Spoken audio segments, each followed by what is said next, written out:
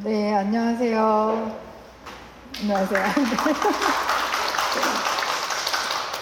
네, 안녕하세요. 오늘 예술은 위기의 시대를 넘어서는 기적을 만들 수 있을까? 북토크를 시작하도록 하겠습니다. 안녕하세요. 저는 오늘 북토크 사회를 맡은 한국문화예술교육진흥원 전략사업팀의 최영희 팀장입니다. 안녕하세요. 네. 저희가 2025년 올해 문화예술교육 정책 그리고 한국문화예술교육진흥원 창립 20주년을 맞이했습니다. 그래서 어떻게 이 20주년을 잘 기념을 할까 고민을 했었고, 그냥 스쳐 지나가는 것보다는 올해 많은 사람들한테 기억이 될 수 있는 그런 게 무엇일까를 고민을 하다가 책 2권을 기획을 하게 되었습니다. 그 중에 하나가 지금 이번 세션에서 진행하는 미라클 퀘스천이라는 요 책이고요. 두 번째 책은 뒷면에 있는 미적 인간을 위한 20개의 대화사전이라는 책입니다. 그래서 요 이제 앞전 세션에서는 이제 그 다른 책에 대한 북토크를 진행을 했었고, 지금 이번 두 번째 세션에서는 미라클 퀘스천, 예술은 위기의 시대를 넘어서는 기적을 만들 수 있을까, 이 북토크를 진행을 하려고 합니다. 지금 저희가 이 자리에서 지금은 앞전 세션에서는 이제 참여하셨던 대담자분들을 중심으로 저희가 함께 북토크를 진행을 했었는데요. 이번 세션에서는 이 책의 저자분들을 모시고 또 이렇게 북토크를 진행을 하게 되었습니다. 또 긴 얘기 뒤에서 이어가야 되기 때문에 간단하게 소개드리고 시작하도록 하겠습니다. 우선 오늘 진행을 맡아주실 조은아 피아니스트님 참여하셨습니다.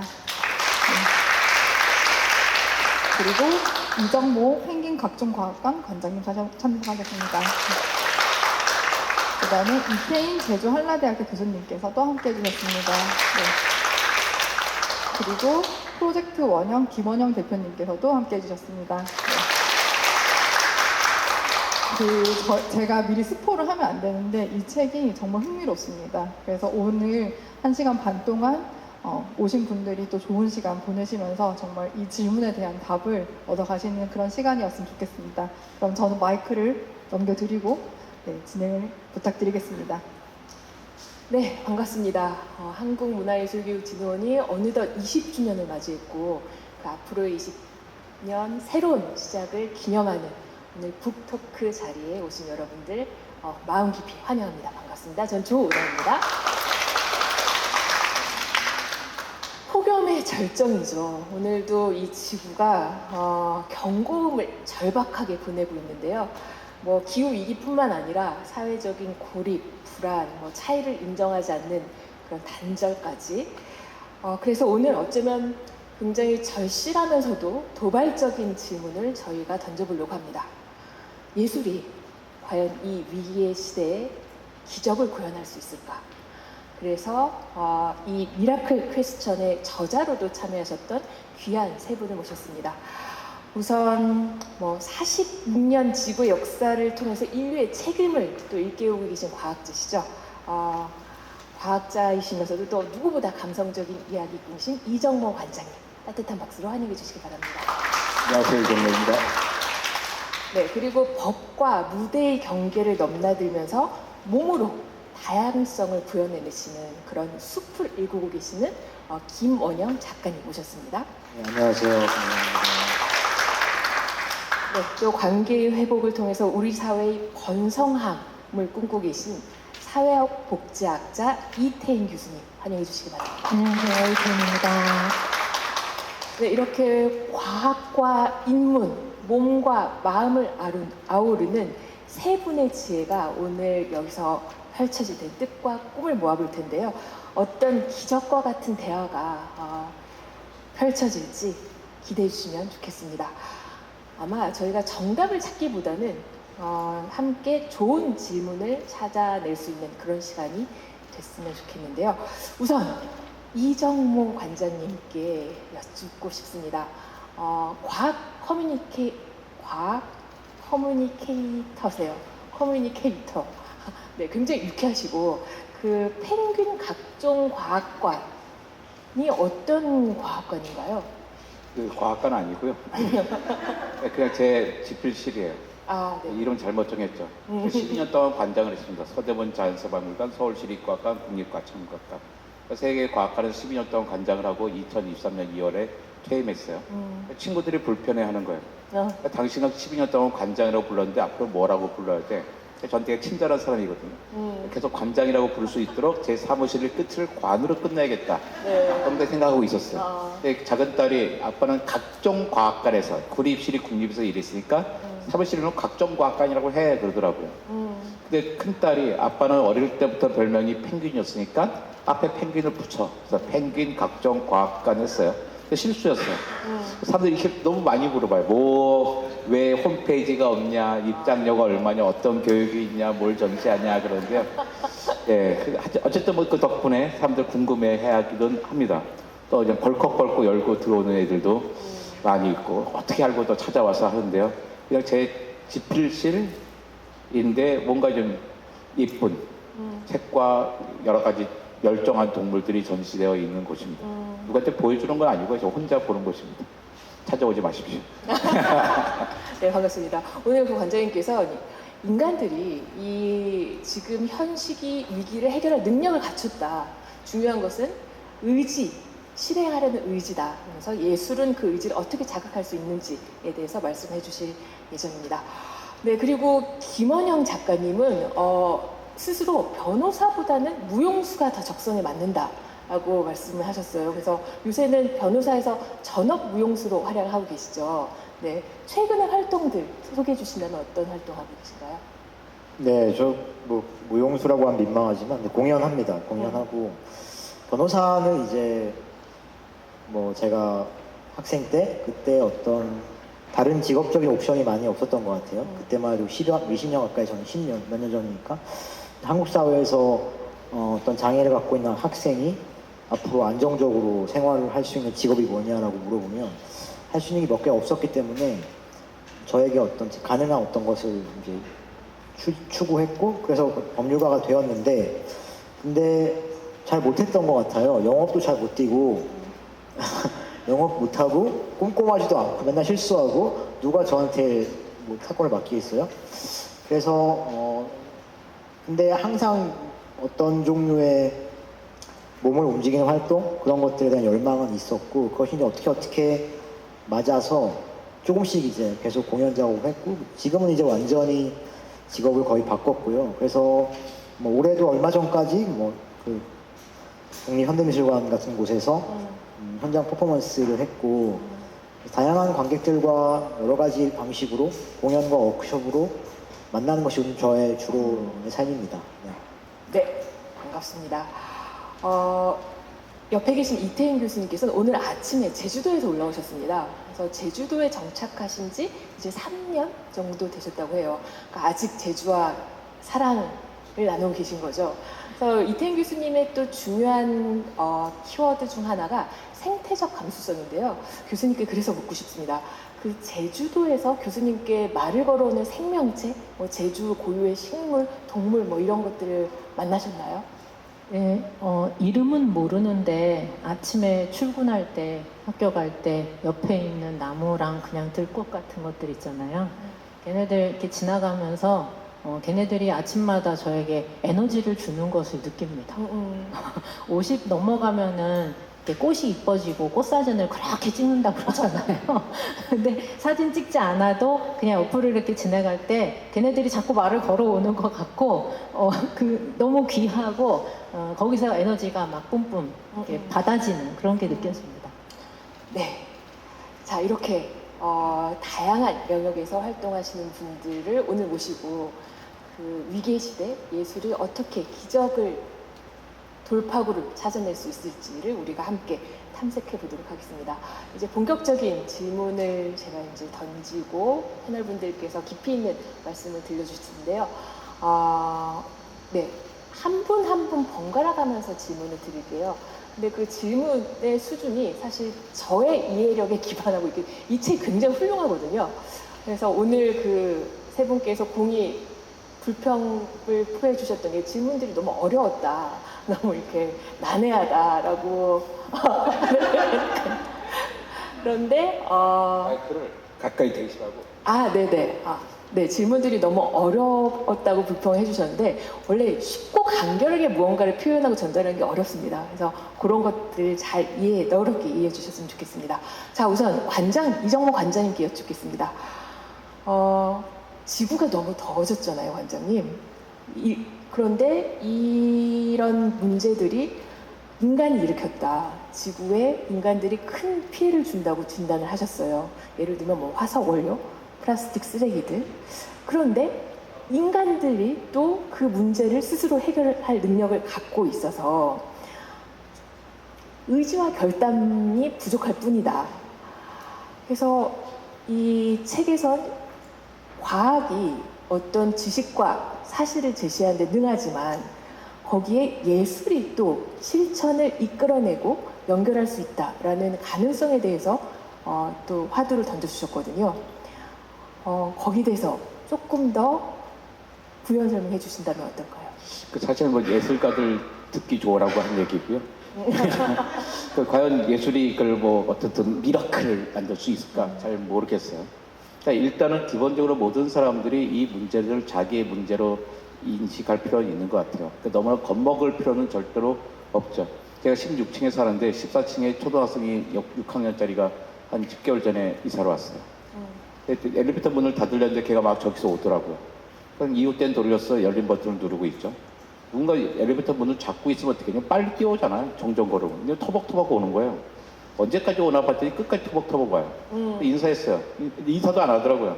동성아 잘 있었어? 그러니까 갑자기 쳐다도 안 보고 땅 보면서 관장님 저 결혼 안 할 거예요 그러더라고요. 누가 물어봤나요? 초등학교 6학년짜리가 왜 결혼을 안 하는데? 그러니까 갑자기 짜증을 내요. 관장님 생각해 지구가 이렇게 엉망진창이 더워 죽겠는데 무슨 결혼을 해요? 우리 다 망했어요. 우리 난 결혼도 안 하고 애도 안 낳을 거예요 그러는 거예요. 그러니까 걔가 좀 생각을 해봤더니 아마 그 담임 선생님이 엄청나게 기후 위기에 더 관심이 많으신 것 같아요. 아마 수업 시간마다 기후 위기 이야기를 하고 얘는 거기에 노이로제가 걸려 있죠. 그래서 이제 기후 우울증이 걸려 있는 정도인 것 같아요. 아니 우리 아이들 그렇게 키울 필요가 있을까? 는 그렇게 생각하지 않습니다. 우리는 충분히 해볼만 하거든요. 우리 옛날에 1.5도에서 막자 그랬잖아요. 1.5도라는 얘기를 귀에 못이 박히도록 들었어요. 근데 올해 1.5도라는 얘기 들어봤나요? 한 번도 못 들어봤죠. 왜냐면 1.5도를 이미 넘어섰기 때문입니다. 그럼 1.5도 그렇게 강조하던 과학자들이 1.5도 넘어섰으니까 뭔가 호들갑을 떨어댈 것 같지만 그렇지 않아요. 1.6도, 1.7도, 1.8도에서 막으면 될 것 같은 거예요. 왜? 기후 위기를 극복하는 데 필요한 기술의 95%는 이미 있기 때문이죠. 그런데 그 기술을 사용할 의지가 없을 뿐이에요. 의지가 없다는 건 그 기술에 세금을 쓸 생각이 없다는 거죠. 모든 기술은 처음에 비싸거든요. 세금을 투자해서 값을 낮춰야 되는데 세금을 쓰려면 어떻게 해요? 법과 조례 이런 게 있잖아요. 그러니까 법과 조례 누가 만들어? 국회의원들이 만들어. 국회의원, 의원들이, 시의원들이 만드는 거잖아요. 근데 그 부분이 없는 거예요. 근데 그들이 그걸 왜 만들어야 되냐? 그건 나쁜 사람들이 아니어서 자기 당선되는데 그닥 중요한 일이 아니기 때문이죠. 만약에 유권자들이 그 부분을 되게 중요하게 여긴다면 그들도 여기에 법을 만들어서 세금을 쓰게 하겠죠. 근데 시민들이 그걸 요구하지 않기 때문이죠. 시민들은 왜 요구하지 않느냐? 그게 아직 자기의 일로서 여겨지지 않기 때문인 거예요. 되게 힘들었겠어요. 우리 하는 말이 그거 있잖아요. 지구가 아파요. 지구를 살려주세요. 이게 그야말로 이 문제를 자기의 문제가 아니라 남의 문제로 만든 거거든요. 여태까지 지구에 5차례 대멸종이 있었어요. 그동안 한 번도 지구는 아파본 적이 없어요. 지구는 멀쩡히 있었고 그 당시 살았던 생명체들은 망했습니다. 지금도 지구가 아파요 하면 내 문제가 아니라 남의 문제를 만들었어. 지구 정말 중요하지. 미안해. 하지만 나는 여유가 없어. 너의 문제야. 미안해. 나 살짝 눈 좀 가리고 있을게. 이렇게 돼버린 거예요. 또 하나가 더 있어요. 후손들에게 좋은 지구를 물려주지 못해서 참 미안해요. 이것도 마찬가지인 게 자기의 문제가 아니라 남의 문제로 만들어버린 거예요. 지금 지구가 더워지는 게 다 후손들의 문제일까요? 당장 우리 자체가 이제 문제입니다. 그러니까 후손의 문제로, 지구의 문제로 타자화 해버렸어요. 나의 문제가 아닌 거로. 그러니까 우리 시민들이 그렇게 해놓고 있으니까 절대로 이 세상이 바뀔 리가 없죠. 과학과 기술은 준비가 되어 있는데 사실 시민들이 그걸 써야 될 세금을 투자할 생각이 없는 거예요. 근데 그들을 또 어떻게 시민들로 하여금 변화시킬 건가? 우리 여태까지 뭐 교육을 안 받았나? 뭐 그런 거잖아요. 이성적으로는 다 되는 것 같은데 감성적인 부분에서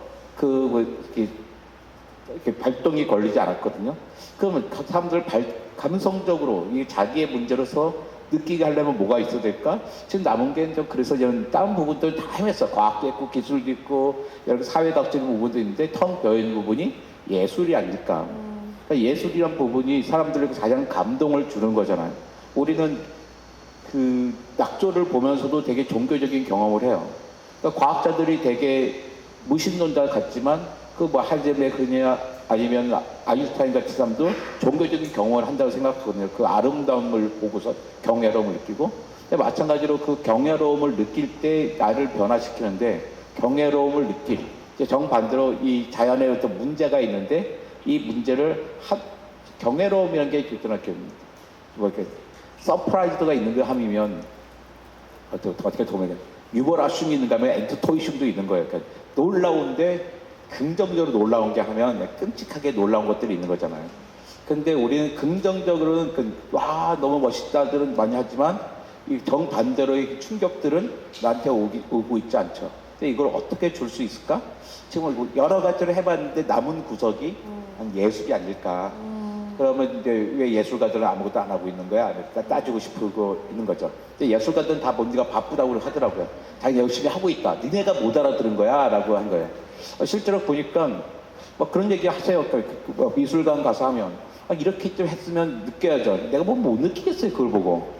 네, 그래가지고 과학과 시민들 사이의 간극도 있지만 마찬가지로 예술과 시민 사이, 예술가와 시민가 사이도 간극이 커요. 그래가지고 과학자가 설명하고 시민들이 못 알아듣는 것만큼 예술가들이 하고 싶은 것들 여전히 시민들이 못 알아듣는구나. 이것을 줄이는 일들이 되게 필요한 것 같고, 그래서 과학은 사이언스 커뮤니케이터 하면서 되게 왜 서로 좁혀가는 과정이 있는데, 이제 우리는 뭐야, 아트 커뮤니케이터 이런 얘기 별로 못 들어봤거든요, 아직. 그러니까 이쪽이 좀 비어있는 부분이 아닌가, 서둘러야 되는 부분이 아닐까 생각합니다. 이렇게 말 길게 하면 안 되는 거죠. 괜찮습니다. 예술가 입장에서는 저는 이제 연주를 하지만 연주자는 말이 너무 앞서면 안 된다는 얘기도 하기도 합니다. 연주자는 음악으로, 소리로 전달해야 된다. 그런데 예술을 조금 더 대중에게, 관객들에게 친근하게 다가갈 수 있도록 소통의 차원에서는 커뮤니케이션의 중요성이 필요하다. 그리고 예술이 줄 수 있는 또 리버라시움, 뭔가 이 충격, 놀람, 유쾌한 네, 놀람. 놀람, 네, 같은 것들을 말씀해 주셨습니다. 서프라이즈쯤 되는 거죠. 네. 이정호 관장님께서 이렇게 우리가 겪고 있는, 맞닥뜨리고 있는 생태적 위기에 대해서 말씀해 주신다면, 김원영 작가님께서는 미라클 퀘스천에서 우리 사회가 겪고 있는 또 다른 위기죠. 그러니까 서로의 다름을 인정하지 않는, 그 차이를 인정하지 않고 함께 살아내지 못하는 관계의 단절에 대해서 또 일깨워주시고 계신데요. 그래서 작가님께서는 그 위기를 돌파하기 위한 출구로 예술을 통한 숲 공동체를 상상을 하세요. 그래서 그 작가님께서 상상하고 계시는 건강한 예술적인 숲 공동체에 대해서 관객분들께 설명해 주시면 감사하겠습니다. 네, 일단은 저기 보라고 하시네요, 그쪽에서. 네, 일단 예술이 사실 저는 저희 책 제목이 미라클 퀘스천이잖아요. 예술이 기적을 만들 수 있는 건, 사실 저는 예술은 되게 그렇게 큰 힘이 없다고 생각해요. 사실은 별거 아닐 수도 있고, 물론 어떤 특정한 맥락과 특정한 시공간에서 큰 역할을 한 경우도 있겠지만, 대체로는 사실 굳이 비교한다면 과학하고 비교할 수 없을 만큼 과학보다 훨씬 더 작은 힘만을 가지고 있고, 본질적으로 그것이 할 수 있는 힘은 되게 작다고 생각하거든요. 근데 그럼에도 불구하고 당연히 그것을 갖고 있는 가치가 있을 텐데, 그 중에 이제 하나의 어떤 상징으로 제가 말씀드렸던 건 숲인데, 그거는 이제 제가 실제로 무슨 숲을 만들겠다 이런 것이 아니고, 제가 알고 있는 어떤 영국의 그 안무가가 이제 제가 책에 소개한 이야기인데, 그 안무가가 90년대 초반부터 그 영국이나 유럽을 중심으로 해서 원래 이제 비장애인 안무가죠. 근데 이제 장애인들과 함께하는 무용단을 만들었고, 그 활동을 쭉 해오다가 최근 들어서 자기가 이렇게 여러 가지 활동을 하면서 전 세계를 돌아다니면서 워크숍도 하고 공연도 했는데, 생각해보니까 너무 많이 비행기를 타가지고 세상 기후위기에 하나 도움 안 되면서 내가 뭔가 되게 대단한 일을 하는 것 같았지만 사실은 오히려 지구에 해악만 끼치고 있는 것 같다라는 이제 반성을 하면서 그렇다고 또 극단적으로 가진 않아요. 그래서 비행기 안 타냐면 그거 아니거든요. 지금 한국에 와 계세요. 그러니까 비행기 안 타는 건 아닌데 그러나 이제 최대한 그래도 가급적이면 불필요한 이동을 좀 줄이고 그럼 뭘 했으면 좋겠는가. 그 중에 하나로 제시하는 것이 런던 근교에 작은 어떤 숲을 조성한다. 예술가들이 모여서 숲을 만드는데 그 숲을 만든다는 거는 물론 뭐 그 숲이 약간의 이산화탄소를 뭐 흡수하는 기능도 조금은 하겠지만 아주 미미하겠죠. 그럼 어쨌든 그걸 하면서 다양한 사람들이 와서 숲이라는 공간을 같이 가꾸어 나가는 활동 자체를 이제 어떤 중요성을 부여하는 거죠. 그래서 거기는 숲이지만 뭐 휠체어도 가급적 있다면 들어올 수 있게끔 만들고 뭐 예술가들이 이렇게 저렇게 와가지고 어떤 뭐 나무를 기르고 심고 뭐 이런 활동을 하자는 거죠. 근데 저는 그게 상징적으로 의미가 있다고 생각이 됐는데 특히 이제 숲이라고 하는 게 저는 그렇게 생각하거든요. 숲이라는 거는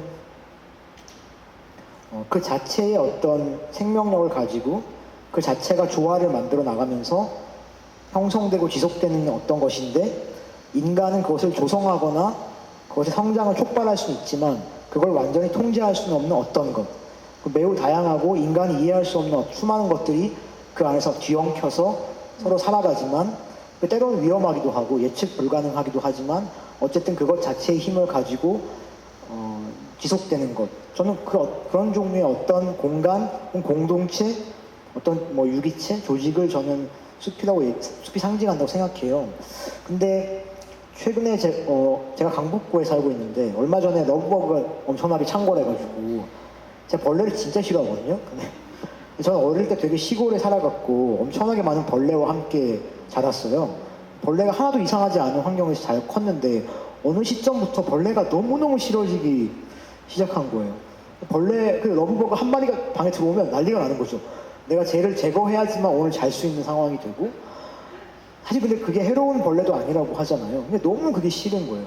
그래서 논쟁이 있죠. 이거를 방역을 해야 되는가 아니면 오히려 방제를 했을 때 생태계가 더 교란되면서 다른 또 종류의 다른 종들이 또 그런 걸 대체하게 될 거다 이런 논쟁이 있어서 그걸 방제하는 게 답은 아니다 이런 의견도 있고 반면에 그렇게 생각하기엔 너무나 심각하기 때문에 어느 정도는 통제해야 된다 이런 의견도 있잖아요. 저는 어떤 것이 더 적절한 것인지는 뭐 굉장히 어떤 생태학적이고 과학적인 판단이 필요하니까 제가 그걸 말할 수는 없는데 적어도 중요한 거 한 가지는 뭐냐면 제가 왜 이렇게 어떤 종류의 위생적인 환경에서밖에 살 수 없는 인간이 되었는가 왜 내가 익숙하지 않은 존재들이 이렇게 많아졌는가 그러니까 저는 되게 뭐 다양성, 접근성을 많이 얘기하지만 왜 이렇게 나에게 끔찍한 것들이 많은가 이런 생각을 늘 많이 하게 됩니다.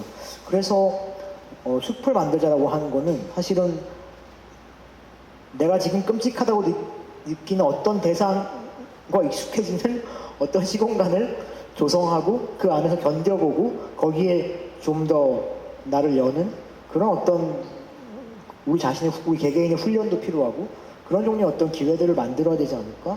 그게 뭐 누구한테는 악일 수도 있고요. 노키즈존을 너무 사랑하는 분들한테는 그게 악일 수도 있고 뭐 개나 고양이를 너무 싫어하는 사람한테 개나 고양이 뭐가 됐든 간에 그런 종류의 어떤 것들을 우리가 다 통제할 수 없고 예상할 수 없고 내가 익숙하지 않고 때로 끔찍하지만 함께 뒤엉켜서 살아가고 그 자체의 원리로 지속되는 무엇을 계속 가꾸어 나가는 것 그것이 뭔가 동시대 예술가들이 해야 될 과제 중에 하나가 아닐까 뭐 그런 생각을 해봤고 그 상징으로서의 숲을 말씀드린 겁니다. 네, 러브버그가 한 마리 뭐 소수 있을 때는 수용 가능하지만 이렇게 때로 몰려올 때는 또 이 창력이 발생하기도 하잖아요. 그런 입장에서 그 이태인 교수님은 생태적 감수성 말씀하시면서 자연과 인간이 연결되어 있고 상호 의존적이라는 깨닫는 감수성이고 그리고 돌보는 마음을 일깨워야 된다라고 말씀하셨어요. 그 옆에 계신 김원영 작가님께 러브버그에 대한 생태 감수성을 한번 이렇게 뭔가 그 방면으로 보듬어 주신다면 그리고 예술의 어떤 치유적인 힘, 구체적인 사례를 우리가 생태적 감수성을 이끌어낼 수 있다면 어떤 말씀 들려주실 수 있을까요? 러브버그에 대해서는 제가 참 드릴 말씀이 참 궁색하고요. 그 두 번째 질문에 대해서 좀 얘기를 해보자면 전 이렇게 관장님은 예술이 기적을 일으킬 수 있는가 모르겠다 이렇게 대답하시고 우리 또 변호사님도 잘 모르겠다 이렇게 하셨는데 저는 또 출제자의 의도를 잘 읽어가지고 이렇게 약간 준비를 해갖고 왔어요. 그래서 그걸 좀 이렇게 힐끗힐끗 보면서 얘기하겠는데 저는 그 번성함이라는 개념이 되게 중요하다고 생각해요. 옛날에는 행복이라는 말을 굉장히 많이 썼는데 이제 가면 갈수록 번성함이라는 말을 더 잘 쓰거든요. 근데 이 말은 이제 나 혼자 그냥 행복하게 살면 돼 이게 아니고 자연과 어우러져서 조화를 이루면서 꽃이 피는 것 같은, 내가 만약 인간이 꽃이라면 이게 활짝 피게 되는 그 상태까지 가는 그런 것을 이제 번성함이라고 그렇게 부르는데 그래서 어떻게 보면 번성함이라는 게 인간이 같이 지향해야 할 어떤 지점이 되는 것 같습니다. 근데 그 지점으로 나갈 때 생태적 감수성이 참 필요한데 우리 사회에 생태적 감수성이 너무 없다. 이거 어떻게 하면은 이 생태적 감수성을 키울 수 있겠느냐 하는 게 되게 타당한 질문이 되는 것 같아요.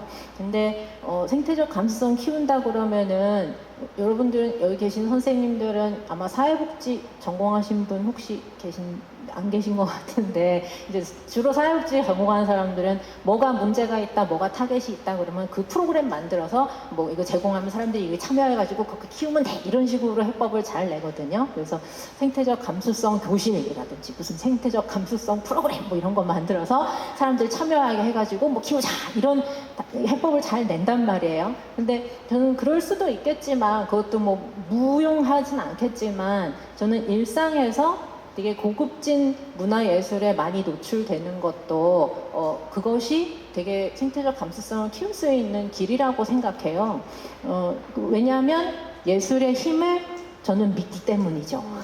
근데 언제 제가 그걸 느꼈냐 하면 제가 한 20대 때 미술관에 딱 갔는데 어떤 그림을 봤어요. 미술관에 가면 사람마다 좀 약간 오래 머물러 있는 어떤 작품 이런 걸 만나잖아요. 근데 제가 어느 날 미술관에 갔는데 한 작품 앞에서 되게 오래 서 있는 거예요. 그게 무슨 작품이냐면 그 예술가가 누군지 이름도 모르는데 사슴 한 마리가 숲하고 어떤 집하고 요 경계선쯤 이 집 마당이 이렇게 있고 요쪽은 숲인데 사슴 한 마리가 요 숲 쪽에서 그 집 쪽을 이렇게 쳐다보고 있는 그림이었어요.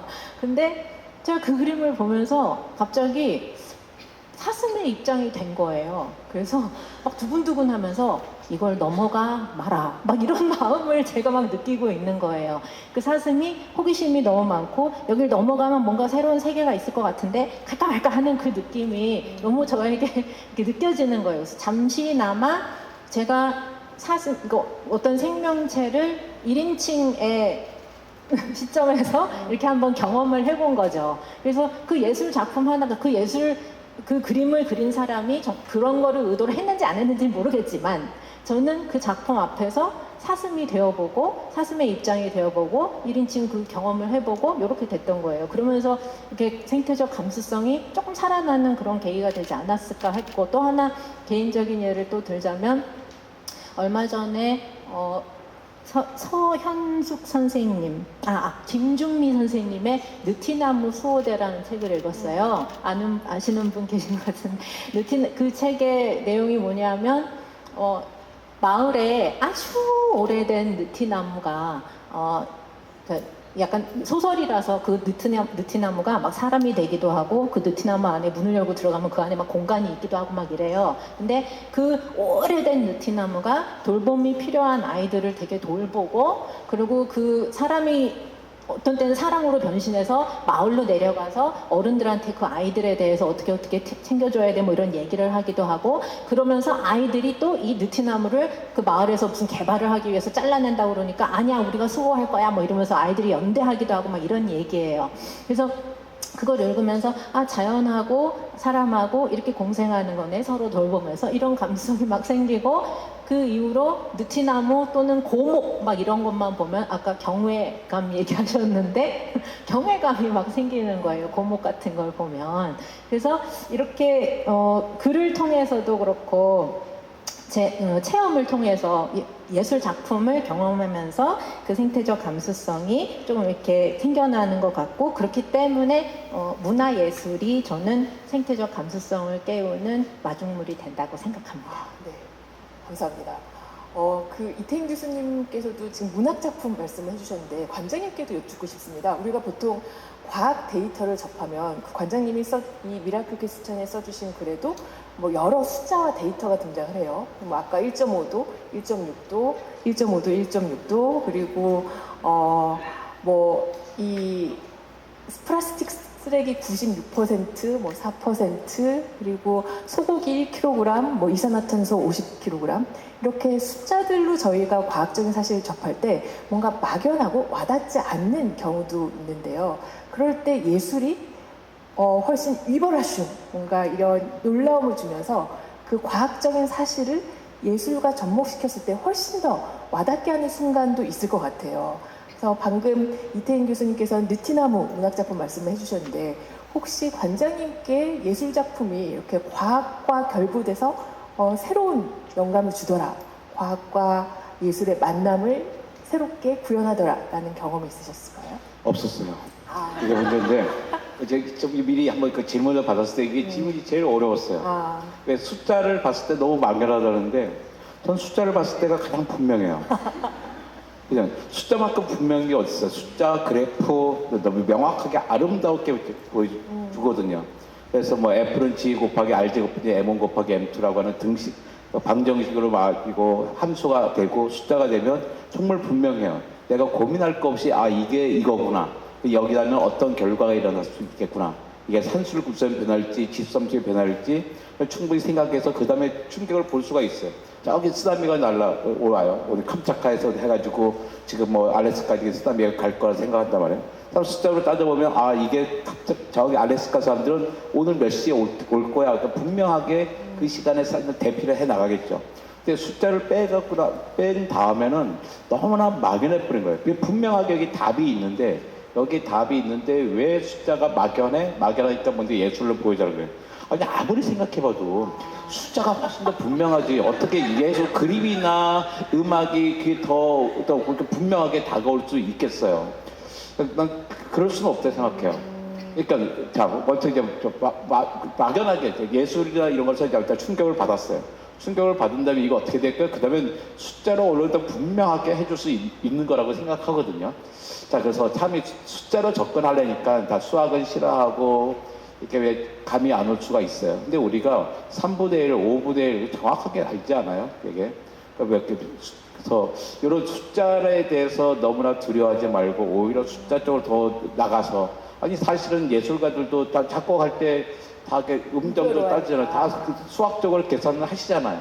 다 수학적으로 계산을 또 눌렀다 봐도 딱 음이 들릴 때가 이게 어떻게 공명이 되는지 알고 있단 말이에요. 그러니까 처음에는 하지만 나중에 보니까 작곡가들 보니까 되게 수학적으로 뛰어나더라고요. 내가 보고서 다 이렇게 수학적이구나. 옛날에 휴대폰 들으면 전화 번호면 A 뚜 소리 나잖아요. 이게 A 음이다. 막 그렇게 하잖아요. 몇 헤르츠라 한단 말이에요. 440Hz. 예, 맞아. 440Hz. 본인도 숫자를 잘 이게 더 분명하잖아요. 440Hz를 좀 칠한 말이야. 막 했던 거죠. 그래서 나는 숫자를 왜 어려우면 안 된다. 지금 이럴수록 우리가 위기일수록 숫자하고 좀 더 친해져야 되는 거 아닌가? 그러니까 숫자라는 거 말고 어떤 예술적인 경험이 어떤 거 있어가 아니라 예술적 경험을 한 사람들이 좀 반대로 지금은 숫자하고 좀 더 친절해지고 친해지려고 노력을 해야 될 때가 아닌가. 그래서 예술가도 숫자를 적극적으로 사용하고 공식도 쓰시고 이러면서 하여금 구체적인 문제 해결점으로 곧장 들어갈 수 있지 않을까라는 생각을 해요. 네, 너무 공감하는 게 저희가 그 보통의 악기를 조율할 때 조율의 기준이 되는 진동수는 1분에 440회의 진동이 울리는 440Hz라고 합니다. 근데 연주회장이나 콘서트홀에 가면 조금 더 높이 조율을 하거든요. 그래야지 연주 효과가 더 화려하게 들려요. 443까지 올라갈 때가 많아요. 근데 제가 막연하게 그냥 연습실에서 내 악기를 연주했을 때와 콘서트홀에서 조금 높이 들렸을 때는 그냥 막연하게 다가왔는데 그거를 수치화해서 조율사가 알려주니까 훨씬 와닿긴 하더라고요. 그러니까 과학과 예술의 뭔가 만남이 더 친밀하게 긴밀하게 이루어지는. 그래서 제가 말하면 그러니까 과학자들도 예술적인 감정을 갖고 그래야 되지만 그 예술가들조차도 이 위기 상황에는 또 과학적인 접근이 필요하지 않을까. 네. 서로 서로 좀 만나는 지점에서 분리하지 말고 그 숲안에 다 모여야 되지 않나라는 생각이 듭니다. 네, 알겠습니다. 앞으로 수포자로 스스로를 한정지지 않고 수식과 숫자를 조금 더 가깝게 해보겠습니다. 네, 그 김원영 작가님께 여쭙고 싶습니다. 책에서 통합 무용의 사례들을 굉장히 공들여서 소개를 해주고 계세요. 그래서 다양성은 그 통합 무용에 이 녹여져 있는 다양성은 정보나 지식이 아니라 함께 살아내는 시간으로 그 시간과 경험 속에서 만들어진다라는 말씀이 굉장히 인상 깊었는데 여기 앉아 계시는 분들은 또 통합 무용이 생소하실 수 있거든요. 그래서 조금 더 설명해 주신다면 어떨까요? 그러니까 통합무용이라는 용어가 있는데 인클루시브 댄스 뭐 그렇게 부르죠. 그걸 이제 포용이라고 할 거냐 포함이라고 할 거냐 통합이라고 할 거냐 번역어상의 논쟁은 있지만 근데 어쨌든 그 말 자체는 뭐 그냥 말 그대로 기존의 어떤 공연 예술 혹은 춤 예술에서 같이 하지 않았던 사람들 뭐 이를테면 장애인일 수도 있고 나이가 아주 많은 몸일 수도 있고 그러니까 우리가 무용수 생각하면 떠오르는 몸들이 있잖아요. 그것과 거리가 멀다고 여겨지는 사람들, 뭐 파킨슨을 갖고 있는 어떤 사람들, 뭐 등등등과 어떻게 같이 할 거냐, 뭐 그게 이제 뭐 인종적 소수자 혹은 성소수자, 장애, 나이 등등등을 포함하는 그것이 우리가 말하는 인클루시브 댄스인데요. 뭐 대단한 건 아닙니다. 사실은 이 뜻만 보면. 근데 나름대로 상징적인 의미가 있다고 생각하는 것은 사실 원래 이제 무용 영역이 가장 어떤 신체의 배타적인 영역이거든요. 거기에 들어올 수 있는 특정한 뭐 요즘 물론 많이 안 그렇습니다만 안 그렇지만 그래도 뭐 얼마 전까지만 해도 뭐 우리 최근에 그 오디션 프로그램도 나왔었잖아요. 스테이지 파이터 거기도 나오지만 팔 길이가 몇 센치 안 되면 이제 뭐 할 수 없고 뭐 이런 게 있잖아요. 포기해야 되고. 그리고 그 유튜브 찾아보시면 이런 거 있어요. 네가 무용수 여학생인데 키가 160이 안 넘으면 서울권 예술대학은 포기해야 되고 뭐 165가 넘으면 지원해 볼 수 있고. 그러니까 이런 식으로 굉장히 그러니까 말 그대로 수학적인 것이죠. 그 세계는 수학적으로 대단된 세계인 거예요. 근데 실제로 그것이 어떤 종류의 무용 공연과 그 공연 사람들이 느끼는 어떤 미적인 느낌 그런 것들을 결정함에 있어서 당연히 중요하게 영향을 미칩니다. 인간의 신체가 어떤 공연에서 어떻게 생겨야 되고 어떤 뭐 팔 길이는 얼마나 되고 목 얼마나 대칭이어야 되고 키가 얼마나 당연히 중요할 수 있어요. 근데 이제 예술이 갖고 있는 좀 흥미로운 지점은 제가 생각할 때 그것이 대체로 당연히 중요한데 때로는 그 룰을 완전히 벗어나는 사례들이 발견된다는 것이죠. 놀랍게도. 그래서 우리가 말하는 인클루시브 댄스라고 하는 거는 그런 기존에 우리가 갖고 있던 어떤 종류의 예술적인 그 판단의 기준으로부터 한참 멀어져 있다고 생각되는 사람들로부터 발생하는 거기서 발견되는 어떤 놀라운 장면들 그 사람들이 가지고 있는 의외성 어떤 우리가 갖고 있는 전형적인 미적 관념을 초월하는 어떤 순간들에 주목하고 어떻게 같이 춤을 출 수 있고 그것은 어떤 것인지 같이 찾아가는 그런 활동이라고 얘기할 수 있을 것 같고요. 근데 사실 역으로 말하면 통합무용이라고 하는 것이 있다는 것 자체가 어떻게 보면 이 세계가 얼마나 분리되어 있었는가 말해주는 징후 같은 거죠. 통합무용이 생겼으니까 우리 다 통합됐어가 아니고 통합무용이라는 게 있다는 것 자체가 이 세계가 분리되어 있었구나라고 하는 걸 우리한테 어떻게 보면 알려주는 어떤 종류의 징후라는 생각도 듭니다. 네. 우리가 머릿속으로야 다양성 존중해야 된다고 외치지만 사실 실제는 나와 다른 타인에 대해서 경계를 놓지 않는 경우가 많은데 이 통합 무용을 통해서 서로 그 지식과 현실의 갈극을 몸으로 체험하는 그런 활동을 펼쳐주시고 계십니다. 네, 이태인 교수님은 젊은 세대에 대한 애착을 가지고 계세요. 그래서 특히 이제 Z 세대들이 겪는 문제들, 요새 우리 젊은 친구들은 SNS에 노출이 돼 있으면서 온라인으로 엄청 많은 연결을 접하고는 있지만 사실은 함께 더불어서 놀 줄도 모르고 또 배민으로 음식을 시켜 먹는 데 익숙하지만 같이 요리하고 만들어 먹을 줄도 모르고 뭐 이런 고립을 겪고 있잖아요. 그래서 교수님은 최근에 누구와 같이 밥상을 차려 드셨는지 궁금하고, 그리고 예술이 또 이 젊은 세대의 고립에 어떤 식으로 진짜 연결을 제한할 수 있는지 그 의견도 듣고 싶습니다. 저도 고립돼 있어요. 저희 가족들은 다 육지 다른 데 이렇게 가 있고 저 혼자 제주도에 있어서 고립돼 이렇게 단절돼 있는 그런 당사자입니다. 그래서 행복한 대답을 못 드려서 죄송하고 긍정적인 대답을 못 드려서 저 이제 Z세대 분들이 아무래도 학교에서 만나는 분들이 이제 Z세대 분들이다 보니까 Z세대에게 관심이 많이 갈 수밖에 없는데 그 Z세대의 정신건강을 지표로 이렇게 보면 되게 안 좋거든요. 엄청나게. 근데 그 불안세대라는 책 보셨는지 모르겠는데 그 불안세대에서 그런 얘기를 굉장히 많이 해요. 그 불안세대는 미국 상황을 주로 이제 얘기한 것이지만 그러니까 이랑 우울이 막 계속 증가하고는 있는데 어느 시점에 이게 이렇게 올라가거든요. 완전히 이렇게 탁 꺾여서 올라가요. 근데 이게 탁 꺾여지는 요 지점이 어느 때쯤이냐 하면은 2010, 11, 12, 13 뭐 그런 때거든요. 근데 그때 미국에서는 요 때가 딱 언제냐? 이게 대학생들, Z세대니까 대학생들 정신건강을 따라간 건데, 근데 불안과 우울이 팍 이렇게 많아지는 요 때가 언제냐면은 한번 추측해 보시면 언제일 것 같으세요? 그때 무슨 일이 일어났을까요? 10, 11, 12, 13 뭐 이때쯤에?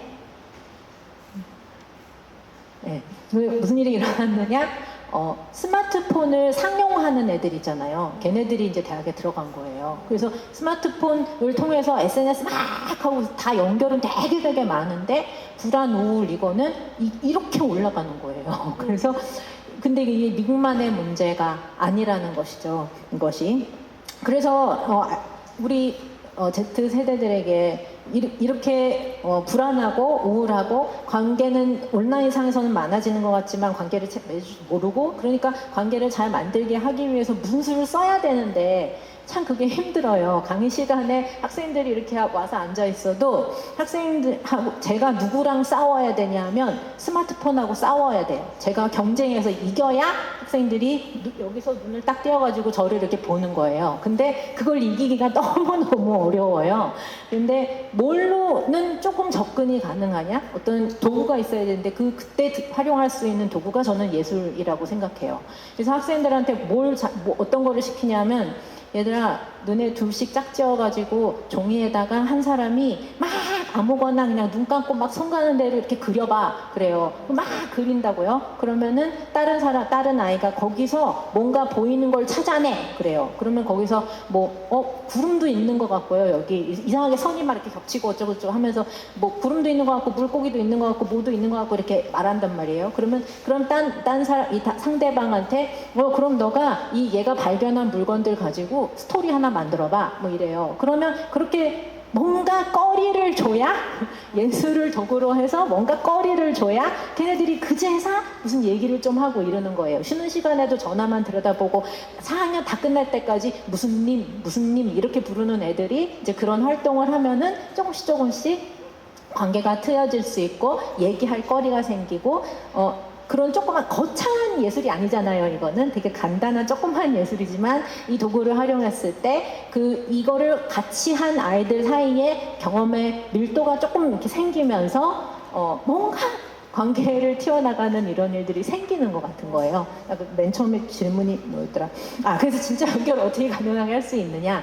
이렇게 예술을 활용해서 Z세대들이 연결될 수 있는 것 같은 저는 그런 가능성을 보는 거예요. 또 얼마 전에 서현숙 선생님의 소년을 읽다라는 책을 봤는데, 한강에 소년이 온다가 아니고 소년을 읽다라는 책인데, 이 서현숙 선생님이 소년원에 국어 선생님으로 가셔서 그 소년원 아이들하고 같이 국어 수업하시는 얘기예요. 근데 거기에도 뭐 아이들하고 같이 시를 읽고 무슨 웹툰 뭐 이런 거 읽고 이렇게 하고 또 웹툰 작가를 그 소년원에 초청을 해가지고 그분하고 막 관계를 만들고 인맥을 쌓고 막 이런 일을 하면서 선생님이 그 아이들과 관계가 자꾸 생기고 또 외부 사람도 와가지고 작가들이 와가지고 아이들하고 관계가 생기고 이 매개로 그 문학을 매개로 아이들하고 그렇게 관계를 만들어 나가시는 걸 보면서 문화 예술을 도구로 활용하면 사람들하고 관계가 아주 무한히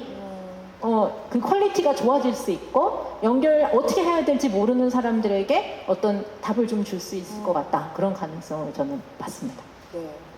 디지털 콘텐츠 과잉의 시대에 이 예술이 어떻게 연결의 매개를 할 수 있는지 지금 말씀해 주셨는데 김원영 작가님께도 그 연관해서 여쭙고 싶은데요. 그 책에서 우리는 콘텐츠가 되기를 스스로 거부해야 된다.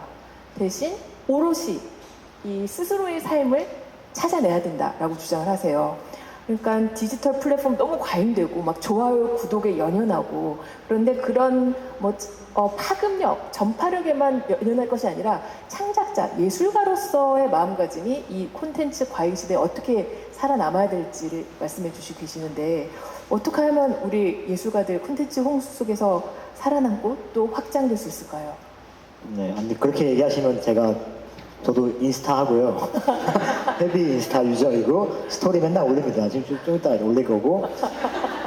다 그거 똑같죠. 제가 그렇게 뭐 대단한 일 한 건 아니고. 근데 어쨌든 말씀하신 것처럼, 그러니까 우리가 저는 이제 글을 또 쓰기도 하는데요. 그 논픽션 작품을 몇 편 냈는데, 논픽션 저자로서 제 이야기를 소재로 삼을 때도 많이 있을 수밖에 없거든요. 왜냐면 제가 다루는 이슈가 어떤 종류의 뭐 장애나 인권이나 뭐 이런 게 많으니까. 근데 이제 그렇게 되면 어떻게 되냐면 저의 삶을 자꾸 이제 어떤 일을 겪으면 이거 책에 어떻게 쓰면 좋겠는데 이 생각이 계속 드는 거죠. 근데 물론 그게 나쁘다는 것은 아닙니다. 제가 경험하는 어떤 것들을 잘 써서 독자들과 공유하고 이 시대에 필요한 어떤 종류의 화두를 던질 수 있다면 그걸 나쁘다고 생각하는 것은 아닌데 많은 경우에 그 삶의 내가 하는 그 일 자체에 집중하기보다는 그것을 어떻게 콘텐츠화 할 것인가라는 유혹에 시달린다는 거죠. 근데 그게 저는 유튜브를 하진 않아요. 유튜브 채널은 없어요. 근데 특히 최근에 이제 이제 유명한 장애인 유튜버들도 꽤 있거든요. 저도 이제 그들 채널을 구독하고 그걸 재밌게 봅니다. 그래서 그 유튜버들이 뭘 잘못하냐 전혀 이런 말은 아니지만 근데 많은 유튜버들이 자기 삶을 이제 콘텐츠로 하잖아요. 내가 식당 가가지고 식당 주인께서 휠체어 타고 여기 못 들어와! 이렇게 하면 그거 찍어가지고 제가 어제 식당에 갔는데요. 어디에 있는 집에 라면을 먹으러 갔습니다. 주인께서 들어오지 마시라고 휠체어 타고 사는 건 정말 이런 거 찍는단 말이죠. 또 그게 릴즈에 막 타가지고 사람들이 거기에 막 구독을 합니다. 그러니까 어떤 종류의 차별의 순간들을 알리고 어떤 문제의식을 공유하는 것까지 좋은데 그런 식의 것들이 내 삶에 되게 중요한 것이 되면 될수록 나랑 내 삶에서 겪는 모든 사건들을 다 콘텐츠로 만들어서 많은 사람들에게 공유하고 싶은 그 욕망에 빠지게 되죠. 그 자체가 나쁘다고 얘기할 수는 없지만 저는 우리가 그것이 예술이든 어떤 종류의 지식이든 지금 우리 시대에 필요한 건 제 개인적인 생각에는 더 이상 많은 콘텐츠가 아니고 진짜 자기 일을 잘하는 사람들이 저는 필요하다고 개인적으로 생각하거든요. 이렇게 맨날 와서 강의하고 이러면서 제가 이런 얘기하면 좀 민망하지만 저도 제 일 열심히 안 하면서 근데 좀 필요한 건 그런 것 같다는 생각이 드는 거예요. 그러니까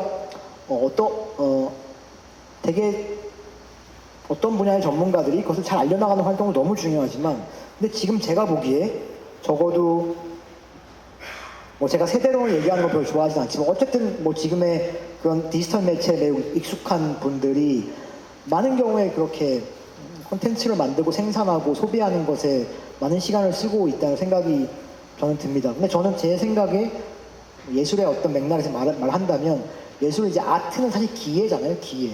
어떤 종류의 기예거든요. 근데 기예는 뭐냐면 내가 몸으로 익히는 거라고 저는 생각해요. 근데 여기 몸으로 익힌다고 꼭 몸을 다 써야 된다는 게 아니라 과학자가 되는 것도 기예이고 아까 이정모 관장님 수학 얘기하셨는데 어떤 종류의 수학적 사고력을 철저하게 나에게 익숙하게 만드는 것, 또 어떤 기회를 익히는 것이고 어떤 분야의 학문을 하는 것, 또 피아노로 간 어떤 종류의 대상과 내 신체가 완전히 하나가 되도록 계속해서 반복되고 정례화된 반복적인 훈련을 계속 통과함으로써 내 몸에 익히는 것.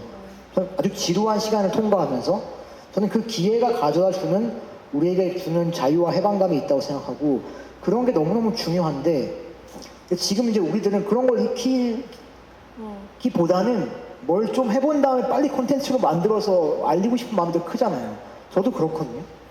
그래서 지금 우리 시대에 필요하다면 제가 볼 때는 이 많은 콘텐츠 홍수의 세상 속에서 진짜 좋은 콘텐츠들을 잘 선별하고 그런 것들을 잘 확산하는 것도 너무 중요하지만 동시에 그 홍수의 한가운데에서 나의 중심을 붙잡고 나만의 기회를 탐구하는 그런 과정도 너무 중요하지 않나.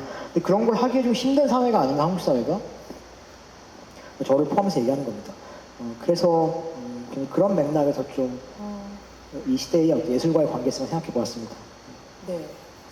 그러니까 그 콘텐츠들이 때때로 그 짧은 소모제 그리고 자기 과시를 위한 수단으로 매몰될 때가 많은데 그 관련해서 또 이정모 관장님께서는 우리가 이제는 에코백을 더 만들 것이 아니라 집에 있는 텀블러를 어떻게 함께 쓸지 고민해야 될 때라고 말씀하셨어요.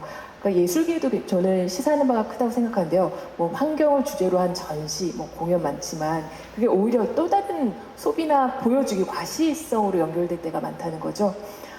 이럴 때 이 단순한 구호에 그치지 않고 실질적인 변화를 이끌어내려면 예술가들 또 뭐 저희 같은 관객들 어떤 면을 각성하고 있어야 할까요? 그러니까 숫자로 따져봐야지 되는 거죠. 그러니까 우리가 이제 이 기구를 위해서는 뭐를 해? 하나 에코백 써. 그 다음에 텀블러 써. 한단 말이에요. 정말 중요하죠. 텀블러 쓰고 에코백 쓰는 것들. 근데 우리가 등허리가 가려운데 허벅지 긋는 거랑 되게 비슷할 수도 있거든요. 그러니까 기후 문제가 되게 심각해. 나 기후 문제를 쓰나 뭐하지? 난 에코백 쓴다니까 난 텀블러 쓴다고 해요. 에코백 백날 써봐요. 기후 문제에 도움이 되겠나? 다른 거거든요. 에코백 써야죠. 텀블러 써야 돼. 그건 플라스틱 쓰레기를 줄이기 위해서 쓰는 거예요.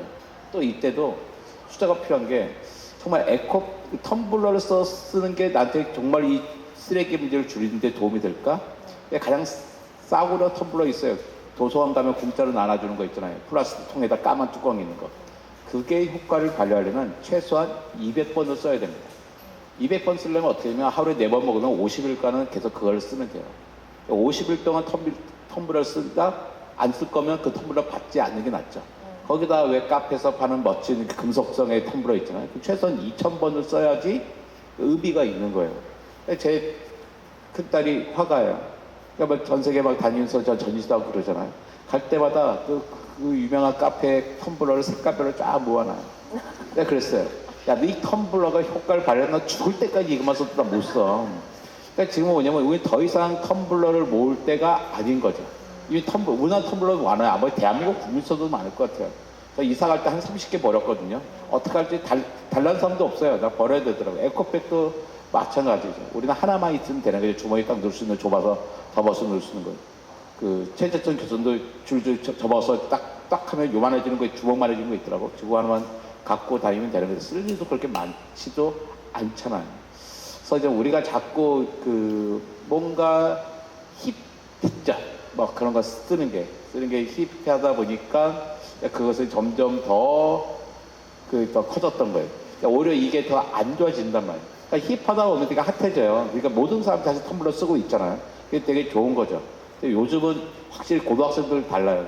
가면 나는 이렇게 누러질 때까지 텀블러 쓸 때가 있더라고요. 다 변색돼가지고. 그러니까 그런 애들이 정말로 이제 텀블러를 제대로 쓰고 있는 거고. 근데 이 텀블러와 에코백 갖고 되는 게 아니고 우리는 이것을 모아가지고 어디다 써야지 고민을 할 때입니다.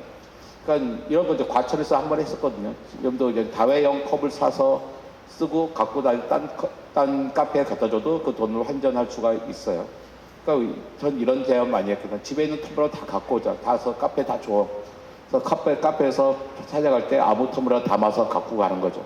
그 사람들 또 어딘가는 버려야 될 수는 없더라니까 아무 카페나 갖다 줘요. 그 카페는 이걸 또 이제 원래 사람들이 갖다 준 거에다 노란 딱지를 해가지고 각각 자기가 올 때마다 하나씩 100원 정도라도 설거지 비용을 세금으로 내준다. 뭐 이런 식으로 해서 이게 이 안에서 돌아가는 게 훨 날 수 있지 않을까라는 생각하는 거죠. 그래서 이제 자꾸 이제 뭐 예술과 연결을 하려니까 할 말이 별로 없어져 버린 거예요. 예술이 언제 있었는지도 솔직히 있었는지도 몰랐어 예술이. 그렇잖아요. 집이 둘째는 음악가고 둘째는 작곡가고 첫째는 미술이에요. 미술과 작곡을 하는, 그러니까 예술가 또 딸이 둘이 있지만 그들의 존재는 예술가로 존재해 본 적이 없어요. 제 앞에서. 그냥 딸이었어요. 제가. 뭔가 많이 갖고 가는 딸일 뿐인 거예요. 그냥. 예. 그런데 이제는 정작 가끔 딸이 전시할 때 그 전시를 보면 감동을 받을 때가 있어요. 나무 이파리 같은 거 이용해서 이 친구가 뭘 얘기하는 거야? 생태적인 어떤 걸 이야기한 거구나. 사람들을 그 보고서 어떤 감동을 받아서 가요. 이런 식으로 기능을 하는 거지. 그죠? 근데 그럴 때 이런 게 더 기능하려면 또 어떤 게 필요해? 그러니까 딸 얘기가 그래요. 값이 싸져야 돼. 그러니까 예술 작품들을 어떤 사람들이 그림을 그리고 있었다 이사 갈 때 버리고 갈 수 있어야 된다. 내가 짊어지고 가는 게 아니라 이사할 때 이것을 버릴 수 있어야지 진짜 예술이라고 생각한대요. 그러면 이 그림이 몇십만 원 정도에서 구입했다가 뭐 몇 년 봤는데 이걸 어떡하지? 그냥 버려. 이럴 수 있어야지 사람들이 예술을 즐기는 거고 그걸 통해서 자기의 마음을 자기의 감동함을 따서 전할 수 있는 거잖아요.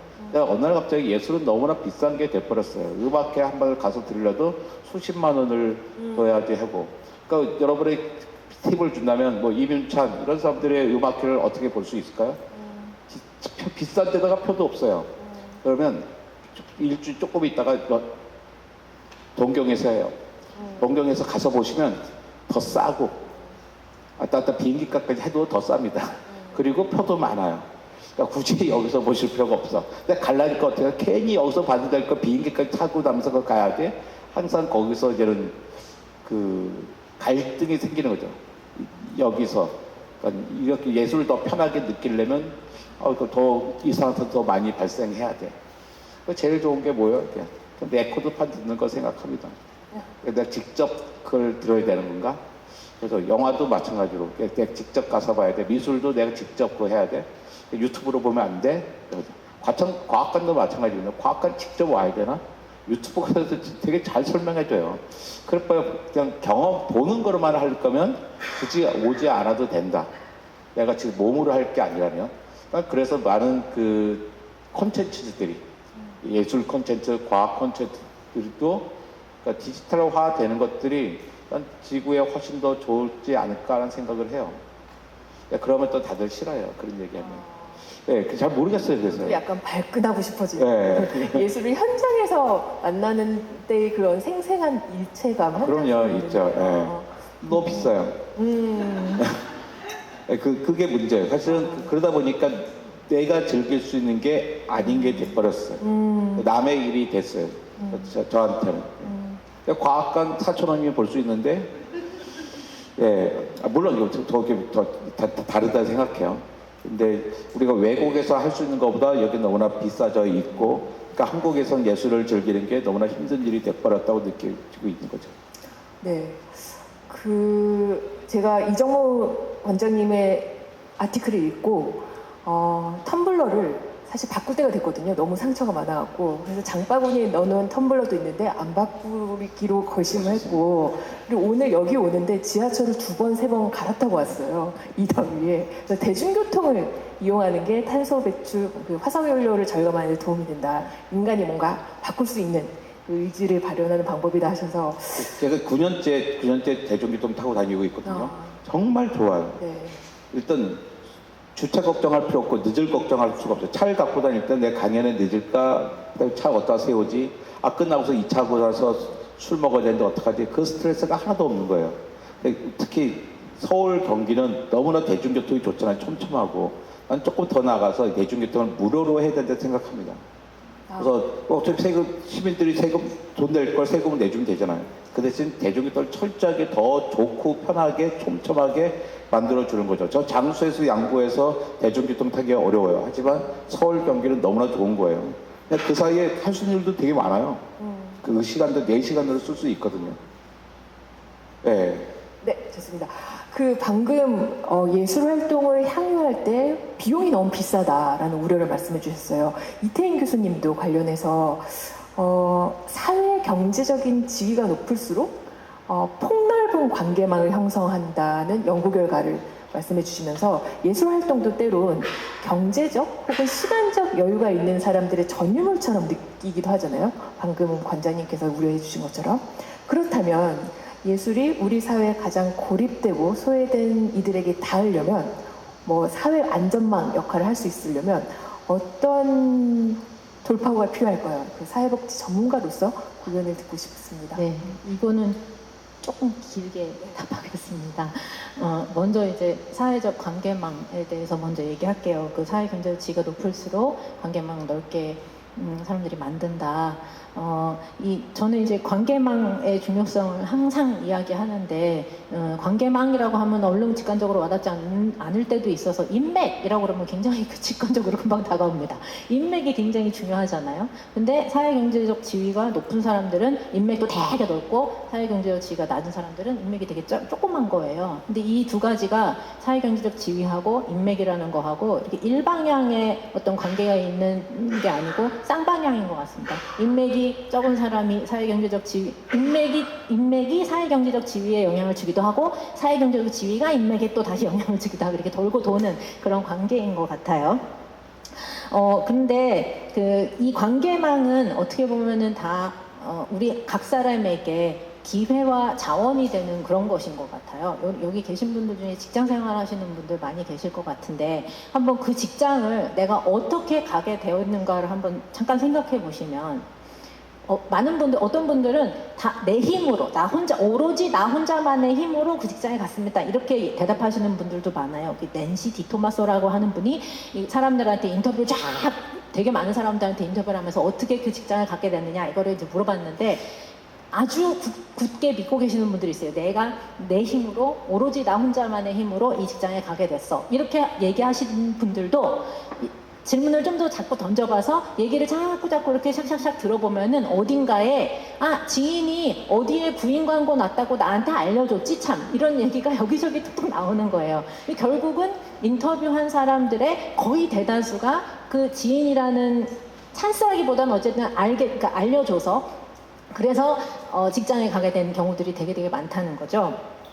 그래서 그리고 이 관계망이라는 게 또 어떤 기능을 하기도 하냐면, 기회와 자원이 되기도 하지만, 내가 어떤 큰일이나 뭐 위기나 이런 거를 당했을 때 완충제 역할을 해주기도 하잖아요. 예를 들어서 내가 뭐 되게 아프다, 근데 되게 아파서 치료를 받아야 되는데 되게 실력 있는 어떤 의사를 알고 있다, 그러면 그 의사로부터 되게 고급 정보를 얻어서 누구한테 가봐 뭐 이런 거를 들어가지고 잘 대처를 할 수 있는 반면, 의사를 모르는 사람들은 속수무책으로 잘 대처하지 못하게 되는 수도 있고, 뭐 범죄 이런 것도 마찬가지고요. 그래서 관계망이라는 게 그렇게 여러 가지 기능을 하는데, 사회복지 현장에서 우리가 만나는 분들은, 소위 취약계층이라고 하는 분들은 그 관계망이 되게 얇은 분들이 되게 많아요. 나는 단 한 명도 나를 이렇게 지원해주거나, 무슨 일이 생겼을 때 내가 가서 도움을 청하거나 이럴 수 있는 사람이 단 한 명도 없다, 이렇게 대답하는 사람들이 굉장히 많아요. 그래서 저는 여기 제가 네.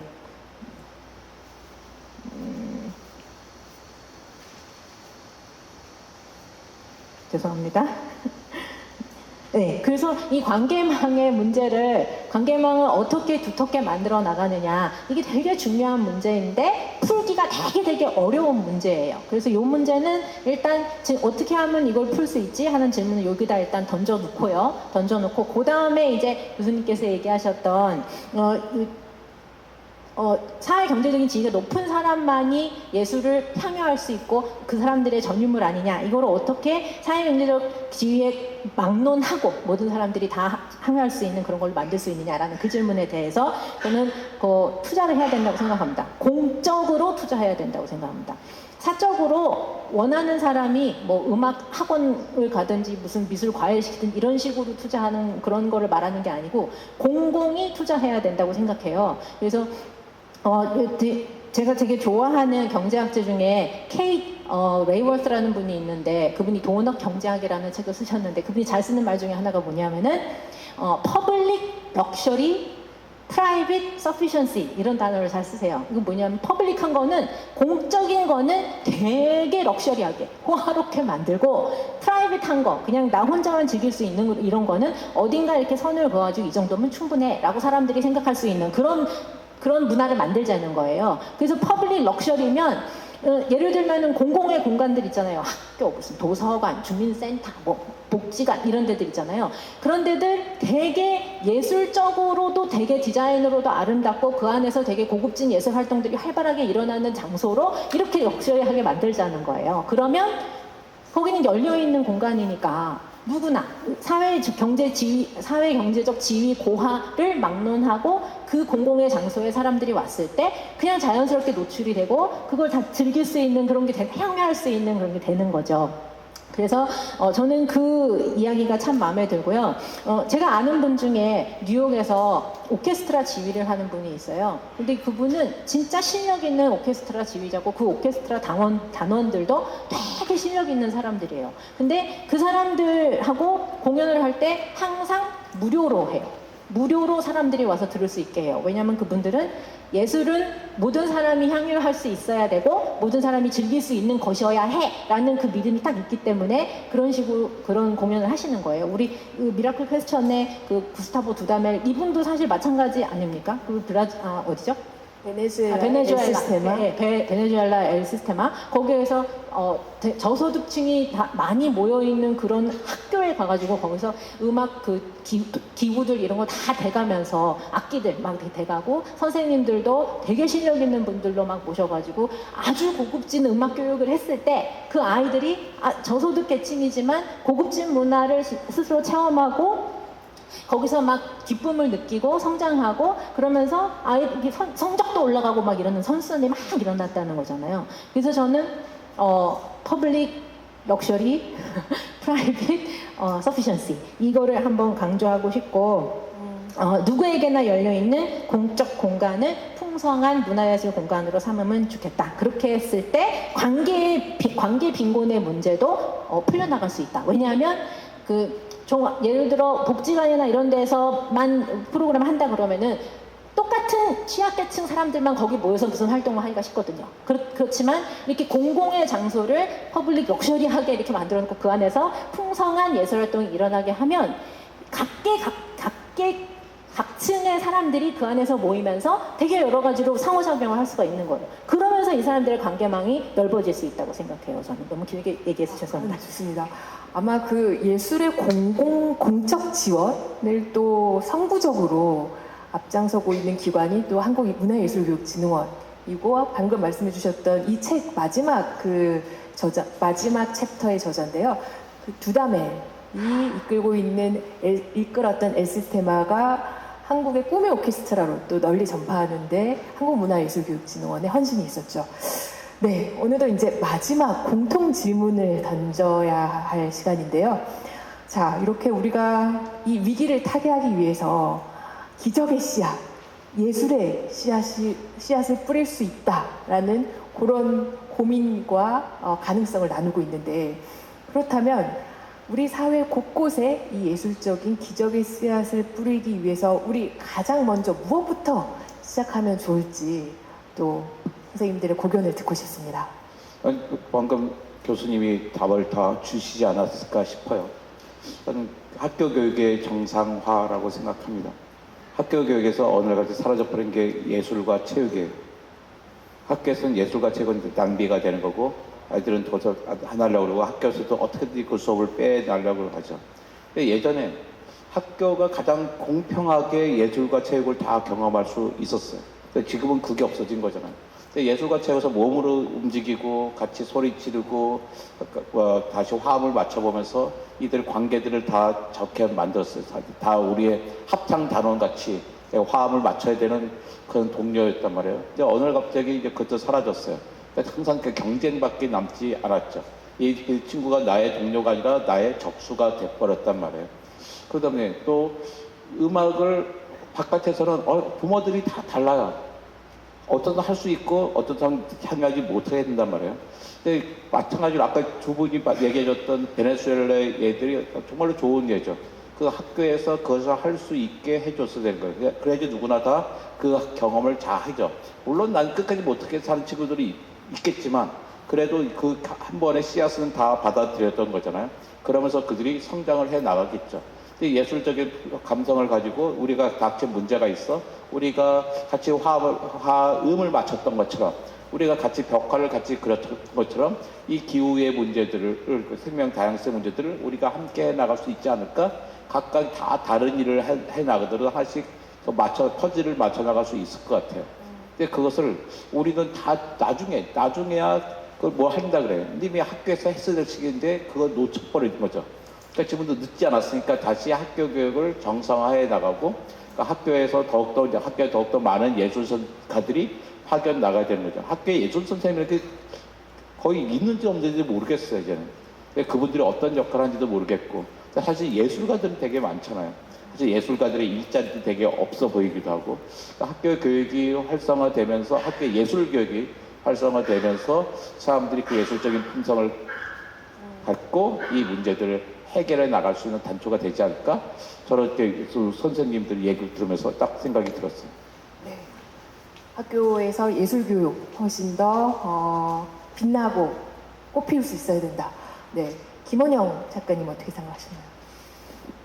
네, 저는 사실 뭐 어려운 일인데요. 그리고 지금 저희가 계속 위기 얘기하지만 물론 뭐 인류가 위기가 아닌 적이 언제 있었나 싶긴 하지만 근데 지금은 정말 위기일 수도 있다 이런 생각을 사실 하거든요. 왜냐하면 특히 한국 사회 자살률 가장 높고 출산율 가장 낮고 아까 말씀하셨지만 정신건강 지표 다 엄청나게 안 좋고 이대로 우리가 게다가 또 지정학적으로 지금 상황을 보면 한국 사회가 언제까지 지금 정도의 경제적 풍요를 유지할 수 있을까라고 하는 매우 걱정스러운 면도 있고 사실 제가 학생 시절부터 지금까지는 계속 경제 성장해 왔거든요. 그 경제 성장과 동시에 여러 종류의 정치적 민주화가 진행이 되고 물론 이제 왔다 갔다 하긴 하지만 기본적으로 진전하고 소수자들의 사회 참여가 계속 높아지는 방식으로 변화되어 왔습니다. 여러 가지 문제가 있긴 하지만 근데 이제 이 흐름을 유지할 수 있을까라고 하는 정말 걱정이 들기 시작해요. 그래서 이런 상황에서 사실 뭐 예술 사실 잘 진짜 뭐 할 수 있나 우리가 지금 뭘 해야 되지? 오히려 해야 된다면 내가 지금 무슨 공연을 만들 게 아니라 어디 산업 현장 가서 이거 달러를 벌어와야 되는 게 아닌가 이런 생각이 들 정도의 시대란 말이죠. 근데 그럼에도 불구하고 한 가지 생각하는 것은 저희가 오늘 계속 예술이 뭘 할 수 있을까 이렇게 질문했지만 사실 특정한 예술 장르와 작품이 뭘 할 수 있을까 물어본다면 불분명하지만 적어도 우리가 예술이라는 그 개념으로 말하고 있는 무엇이 있다고 생각하거든요. 그러면 이를테면 어떤 기존에 우리가 익숙한 질서나 규칙이나 어떤 관료적인 시스템이나 혹은 어떤 종류의 지식 체계의 바깥을 과감하게 상상하는 일, 그것을 확 끌어들여오는 일이 저는 예술적인 실천이라고 생각해요. 그러니까 어떤 종류의 과학적 패러다임도 예컨대 갑자기 어떤 과학자가 기존의 어떤 패러다임 바깥에 무엇을 갖고 들어왔을 때 과학이 한 단계 발전한다면 그것은 매우 예술적인 실천을 통해서 과학이 발전하는 것으로 생각하거든요. 근데 그건 다 마찬가지로 생각해요. 그런 식의 어떤 기존의 시스템과 어떤 것을 뛰어넘는 실천들이 필요한데 그게 저는 예술이라고 생각하는데요. 근데 그럼 그걸 어떻게 할 것이냐? 어떤 식으로 그걸 우리가 연습할 수 있을까? 학교에서 하는 예술 교육 너무 중요하고 또 좋은 뭐 이런 어떤 좋은 행사들 뭐 좋은 방식의 뭐 필요하겠죠. 근데 제가 한 가지 얘기하고 싶은 건 저는 우리가 좀 많이 이동해서 탄소가 좀 배출되는 문제가 있더라도 저는 만나야 된다고 생각해요. 개인적으로. 우리가 줌에서 만나거나 유튜브 영상을 보는 걸 넘어서 실제로 만나서 그러니까 스마트폰 놓고 만나서 어떤 종류의 시도를 같이 해야 된다고 생각하거든요. 제가 최근에 많이 하고 있는 것이 춤 워크숍인데 거기 만나서 하거든요. 그러면 기존에 특히 한국 사회 그렇잖아요. 사실 저는 해외를 잘 모르지만 제가 유럽에 가서 공연 보니까 공연 보는 관객들 중에 나이 되게 많은 뭐 할아버지도 계시고 아이들도 있고 되게 많더라고요. 근데 한국은 미술관 가보세요. 다 20, 30대 여성이 80%, 나머지 20%가 젊은 남성 정도고 되게 다양하지 않아요, 하나도. 실제로 공적 공간에서 교류하는 경우가 되게 드물어요. 근데 워크숍을 열어서 우리가 의도적으로 초대를 하면 뭐 20대 대학생도 오고 뭐 60대 뭐 어떤 분도 오시고 뭐 외국 어떤 이주민의 자녀도 오고 장애인도 오고 다 옵니다. 그래서 같이 바닥을 구르기도 하고 여러 가지 재밌는 상상력을 가지고 뭔가 해보거든요. 사실 되게 유치한 것들이에요. 대단한 거 하나도 없어요. 근데 그렇게 실제로 우리가 뭐 이렇게 인식 개선 교육이나 뭐 이런 거 아니고 실제로 만나서 같이 손잡고 바닥을 구르고 뭔가를 해보고 약간 웃기기도 하고 뭐 이런 것들을 한 2시간 정도 하고 나면은 엄청난 그 거리감이 확 없어지고 내가 이해하지 못했던 어떤 종류의 사회적 위치에 있는 사람을 잠깐이긴 하지만 가까이 만난다는 느낌이 들더라고요. 그래서 저는 저희가 실제로 만나서 기존에 있던 것과 다른 방식으로 다른 방식의 관계성을 맺는 그런 시간들을 많이 가졌으면 좋겠다. 그게 되게 보잘것없고 한 10명, 15명 공유하는데 그친다 하더라도 그런 시도들을 많이 했으면 좋겠다라고 생각합니다.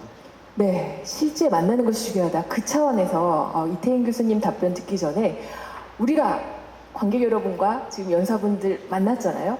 그래서 이태인 교수님 답변하시고 난 이후에 여러분께서 이 연사분들께 궁금하신 뭐 질문들 혹은 오늘 들으시고 뭐 유발하시고 깨어났던 그런 소회들 여쭙고 싶습니다. 그래서 네, 해주셨으면 좋겠고 이태인 교수님.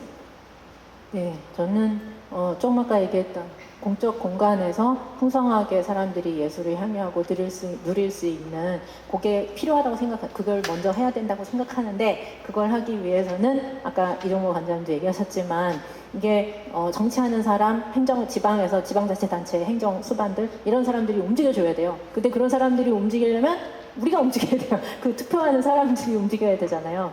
교육청 이런 데 움직이려면. 그래서 우리가 그 민주적인 참여? 뭐 이런 거를 많이 하면서 그런 제도를 이끌어낼 수 있도록 그렇게 영향을 미치는 게 저는 필요하다고 생각하고 그리고 그 안에 그 지방자치단체들이 어쨌든 우리 삶의 현장에서 그런 공적인 영역에서 문화가 향유되려고 할 때 그때 들어가는 그 콘텐츠들이 지금 여기 말씀하신 대로 되게 참이어야 된다고 생각해요. 약간 흉내만 내는 거라든지 지방자치단체에서 우리 이거 했어. 그리고 이게 콘텐츠 그냥 생산하는 그런 종류의 일이어서는 안 될 것 같고 거기서 진짜 아까 그 우리 변호사님 얘기해 주셔서 제가 적어놨는데 자기 중심을 콘텐츠의 홍수 안에서 자기 중심을 붙잡을 수 있게 하는 나만의 기회를 찾을 수 있게 하는 내가 직접 체험하고 경험하고 이런 일들이 그 안에서 많이 일어나야지 된다고 생각해요. 네덜란드에서 무슨 연구를 했는데 뭐 어떻게 연구를 했냐면은 그림 앞에 되게 유명한 그림 앞에 사람들이 서가지고 그걸 감상할 때 뇌가 어떻게 반응하는가 그리고 그 모조품 있잖아요. 그러니까 포스터 그 그림의 포스터를 봤을 때 뇌가 어떻게 반응을 하는가 이거를 비교한 거예요. 똑같은 사람들이 이것도 보고 한 거죠. 그랬을 때 어느 쪽이 더 뇌 활동이 활발하게 일어났을까요? 당연히 진풍을 봤을 때 진풍 앞에서 사람들이 엄청 10배 이상 더 활발하게 내가 막 이렇게 반응을 하더라는 거예요. 그게 진풍 앞에서 내가 그렇게 반응을 하고 내가 체험하고 이게 훨씬 더 커지는 거죠. 그러니까 얘기하신 대로 그냥 콘텐츠 값싼 어떤 얕은 이런 콘텐츠를 자꾸 그냥 그거에 노출시키는 걸로 끝날 게 아니라 사람들이 진짜로 그 예술에서 체험하고 나를 발견하고 이런 일들이 진짜로 일어날 수 있게 하는 그런 활동들이 저는 공공에 들어가야 된다고 생각합니다. 네, 감사합니다. 자, 언제 이분들을 또 이렇게 실제 만나실 수 있겠습니까? 오늘 여러분께서 떠올랐던 생각들, 소회 아니면 궁금한 질문들 어떤 분께 마이크를 건네드릴까요? 네? 일어서서 할까요? 네, 오늘 강의가 너무 좋아서 까먹고 싶지 않아가지고 사실 말은 잘 못하는데 일단은 세 분께 이제 강의 관련돼서 좋은 말씀 들어서 감사드리고요. 제가 좀 기억에 남았던 거는 이제 이태인 교수님이 하신 그 퍼블릭 럭셔리, 프라이빗 서피션시에 대해서 좀 많이 기억에 남았습니다. 저는 이제 한 3년 전부터 이제 커뮤니티를 같이 운영을 하고 있거든요. 근데 커뮤니티 운영을 하다 보면 사람들이 모이고 그 곳에서 이제 뭔가 가치가 새로 창출되는 그런 느낌을 조금 많이 받았어요. 그렇게 죄송합니다. 네, 그렇게 이제 그 부분은 그렇게 생각을 해서 좀 많이 와닿았고요. 저는 좀 약간 그러니까 본질을 자꾸 본질적인 것을 추구하신다라는 생각을 많이 들었는데, 저도 그거를 추구하는 사람 중에 한 명으로서 이제 앞으로 살아가는 데 있어서 생각보다 제 주변의 사람들이랑 이 본질에 대해서 얘기를 할 수 있는 상황이나 이야기 소재나 이런 것들이 저한테는 많이 없었던 것 같습니다. 근데 그런 부분에 있어서 좀 약간 외로움이나 조금 약간 혼자 있는 것 같은 경험을 많이 했는데, 그런 부분은 어떻게 좀 해소하시는지 좀 궁금합니다.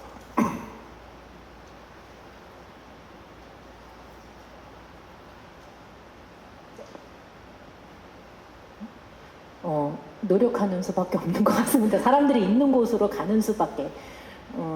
얼른 그냥 떠오르는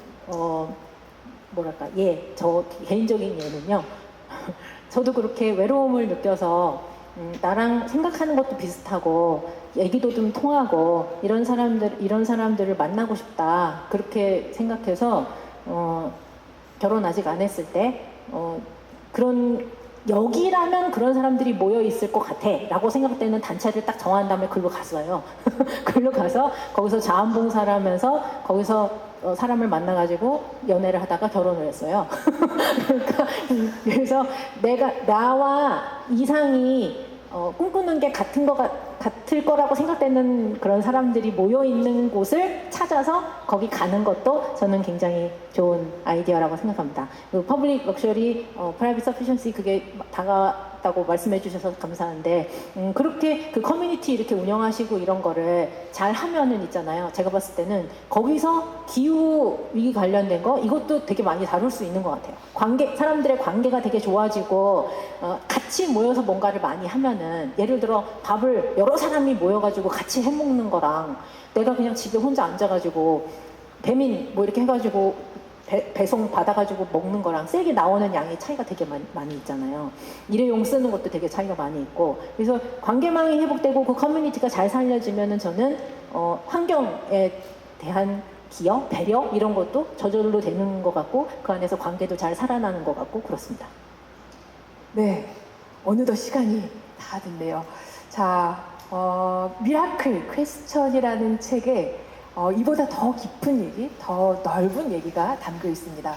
여러분들 관심 갖고 일독해 주시면 너무 좋을 것 같고, 자, 오늘 이정모 관장님께서는 과학적 실천을 우리가 어떤 의지와 결단으로 이 실천으로 옮겨야 하는지, 또 김원영 작가님께서는 다양성, 차이가 있는 사람들이 어떻게 함께 살아내는 공동체를 이룰 수 있는지, 또 이태인 교수님께서는 타인의 처지, 자연이어도 좋고 사람이어도 좋고 그 입장을 상상하고 공감하는 생태적 감수성에 대해서 말씀해 주셨습니다.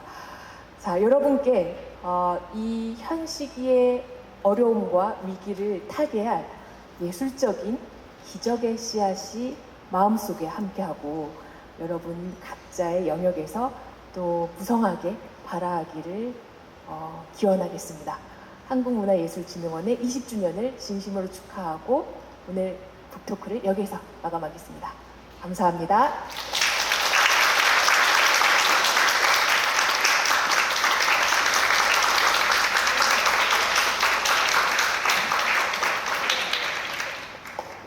네. 제가 마무리 짧게 하고 끝내도록 하겠습니다.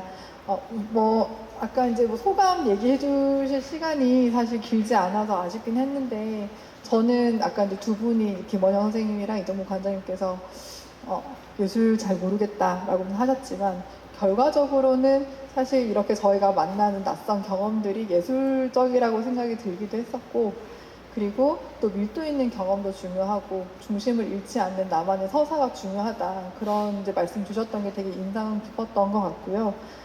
또 아까 이제 이태인 교수님께서 말씀하셨듯이, 또 아까 선생님께서 말씀하셨듯이 프라이빗 럭셔리, 퍼블릭 럭셔리, 프라이빗 서피션시, 혼자 럭셔리 할 뻔했네요. 네. 그 부분에서도 또 진흥원이 또 앞으로 해나가야 될 과제들이 또 이 자리에서 만들어지고 또 저희가 또 역할을 해야 되지 않을까 싶습니다. 오늘 함께 해주셨던 네 분께 다시 한번 박수 부탁드리고요. 너무 감사합니다. 또 늦은 시간까지 저희가 이렇게 행사를 잘 하진 않는데 또 늦은 시간까지 이렇게 너무 자리해 주셔서 너무 감사드리고 또 20주년을 같이 축하해 주시는 자리라고 생각하고 저희도 좀 더 힘내서 또 다시 미래를 만들어 가보도록 하겠습니다. 오늘 함께 해주셔서 너무 감사드리고 귀가하시는 길 조심히 가시길 바랍니다. 감사합니다.